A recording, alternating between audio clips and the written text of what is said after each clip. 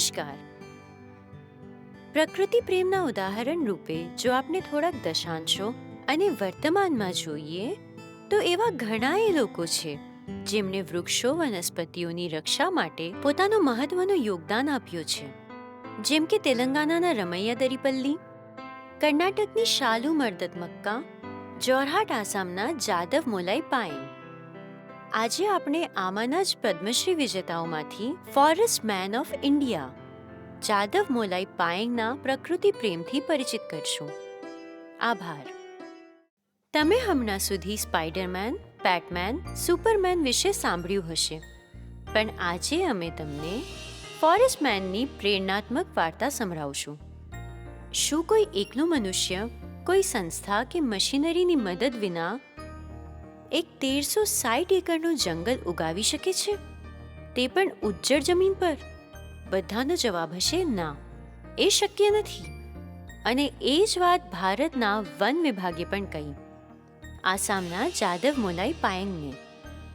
જાદવ મોલાઈ આસામના જોરહાટના એક ગામના રહેવાસી હતા, જેની બાજુથી વિશાળ બ્રહ્મપુત્ર નદી વહે છે. જાદવને નાનપણથી જ પ્રકૃતિ સાથે પ્રેમ હતો. જીવજંતુ, પશુ પક્ષીઓ એમને બહુ પસંદ હતા. જ્યારે તેઓ 16 વર્ષના હતા ત્યારે એમને જોયું કે ગામની આજુબાજુ પશુ પક્ષીઓની સંખ્યા ઘટી રહી છે. જ્યારે એનું કારણ એમને એમના વડીલોને પૂછ્યો તો તેઓએ કહ્યું કે એવું જંગલના ઘટાડાના કારણે થાય છે. પછી એક દિવસ જાદવે જોયું કે એક સાથે ઘણા બધા સાપ બ્રહ્મપુત્ર નદીના એક ઉજ્જડ ટાપુ પર મરેલા પડ્યા છે. ટાપુ પર એક પણ વૃક્ષ ના હોવાના કારણે એ સેંકડો સાપ પોતાને બચાવી ન શક્યા. એ જોઈને જાદવને બહુ દુઃખ થયું. એમણે વન વિભાગના લોકોને કહ્યું કે તેઓ થોડાક વૃક્ષો ત્યાં ઉગાવે. વૃક્ષો ના હોવાના કારણે ત્યાં જીવો મરી રહ્યા છે. પણ વન વિભાગના લોકોએ કહ્યું કે એ ઉજ્જડ જમીન છે, ત્યાં કંઈ ઉગી ન શકે. હા, પણ જો તમારી ઈચ્છા હોય તો ત્યાં વાંસના છોડ ઉગાવીને જુઓ. વન વિભાગના લોકોએ કદાચ એ વાત મજાકમાં કહી હતી, પણ જાદવે એ વાતને ગંભીરતાથી લીધી. જાદવે બ્રહ્મપુત્ર નદીની વચ્ચેના એક નિર્જન ટાપુ પર 20 વાંસના છોડ રોપીને શરૂઆત કરી. 30 વર્ષ સુધી દરરોજ સવારે ઉઠીને તેઓ એ ટાપુ પર જઈને છોડ રોપી આવતા.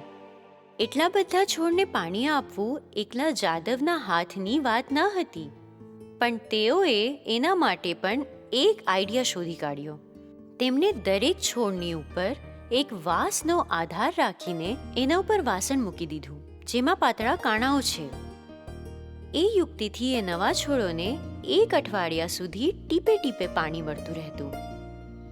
સન 1980માં જ્યારે વન વિભાગે ત્યાં વૃક્ષારોપણ પરિયોજનાની શરૂઆત કરી તો જાદવ પાયેંગ પણ એમાં જોડાયા અને એક મજૂરની જેમ કામ કરવા લાગ્યા.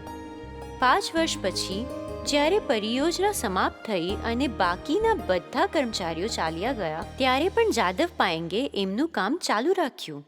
એ નવા છોડો રોપતા રહ્યા અને વૃક્ષોને સંભાળ લેતા રહ્યા. એવી રીતે 30 વર્ષો સુધી કામ કરીને મોલાઈ જાદવે લગભગ 1360 એકરનું જંગલ ઉગાવી દીધું, જે ન્યૂયોર્કના સેન્ટ્રલ પાર્કથી પણ મોટું છે. એમના નામે આ જંગલનું નામ મોલાઈ ફોરેસ્ટ રાખવામાં આવ્યું છે. આ જંગલમાં બંગાળ ટાઈગર, ભારતીય ગેંડરી, હરણ, ઘણા પ્રજાતિના વાંદરાઓ, સસલાઓ, વિવિધ પ્રકારના પક્ષીઓએ એમાં પોતાનું ઘર બનાવી લીધું છે. 100 હાથીઓના ટોળાઓ પણ આ જંગલમાં આવતા જતા હોય છે. લગભગ 300 એકરમાં વાંસનું જંગલ છે અને બાકીની જગ્યા પર અલગ અલગ પ્રકારના વૃક્ષો છે. જાદવ પાયેંગ આ જંગલમાં જ પોતાની પત્ની અને 3 બાળકો સાથે રહે છે અને ગાયોનું દૂધ વેચીને પોતાનું જીવન ચલાવે છે.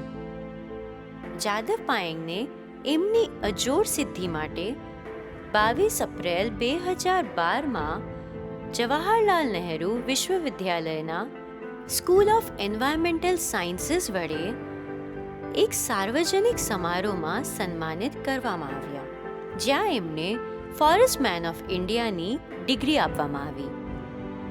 એ પછી 2013માં ઇન્ડિયન ઇન્સ્ટિટ્યૂટ ઓફ ફોરેસ્ટ મેનેજમેન્ટે પણ એમને સન્માનિત કર્યો. સન 2015માં એમને ભારતના સર્વોચ્ચ નાગરિક એવોર્ડ પદ્મશ્રી એવોર્ડ આપવામાં આવ્યો. મારા મિત્રો એન્જિનિયર બની ગયા અને શહેરમાં જઈને વસી ગયા. મેં બધું જ મૂકીને આ જંગલને પોતાનું ઘર બનાવી દીધું. અત્યાર સુધી મળેલા સન્માન અને પુરસ્કાર જ મારી સાચી કમાઈ છે, જેનાથી હું પોતાને દુનિયાનો સૌથી સુખી વ્યક્તિ મહેસૂસ કરું છું. જાદવ પાયેંગે આપણને બતાવ્યું કે ઘણા પૈસા કમાવી લેવા એ કંઈ સાચી સફળતા નથી. સફળતાનો એક રૂપ એ પણ છે જે એમણે પ્રાપ્ત કર્યું. વિચારો, એમના વડે ઉગાયેલા જંગલોમાંથી કેટલા ટન શુદ્ધ ઓક્સિજન આ 30 વર્ષોમાં ઉત્પન્ન થયું છે, અને આગળ ભવિષ્યમાં એ જંગલ કેટલું એ ઓક્સિજન આવનારી પેઢીઓને પ્રદાન કરશે.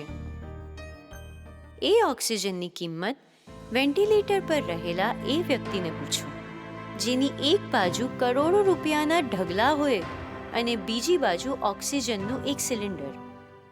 એ સંપત્તિ જાદવ મોલાઈએ એમની ખૂબ મહેનતથી બનાવી છે અને દુનિયાને સમર્પિત કરી લીધી, અને તેઓ હજી પણ એ જંગલની એક નાની ઝૂંપડીમાં રહે છે.